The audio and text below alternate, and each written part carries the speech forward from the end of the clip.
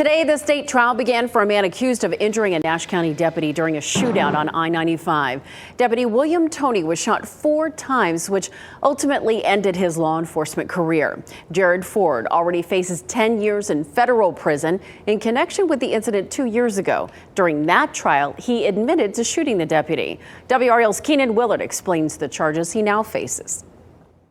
34-year-old Florida man Jared Ford is back in a courtroom today. Jury selection began in Ford's trial in State Superior Court in Nash County, where he faces charges of attempted murder and assault with a deadly weapon with intent to kill. Investigators say in February 2021, Ford was stopped for speeding on I-95 by Nash deputies. When deputies tried to detain Ford to search the car for drugs, investigators say he pulled out a gun and began firing. Deputy William Toney was shot in both arms. Toney survived, but had to retire from the sheriff's office due to his injuries. In August, Ford was tried in federal court on charges of being a felon in possession of a firearm, a federal case because he was accused of taking the gun across state lines. Ford chose to represent himself in federal court and admitted to having a gun and also confessed to shooting the Nash deputy. Last week, Ford was sentenced to 10 years in prison for the federal charge. The state is now trying Ford for the shooting itself. If convicted, Ford could face decades more behind bars. Keenan Willard, WRAL News, Nashville.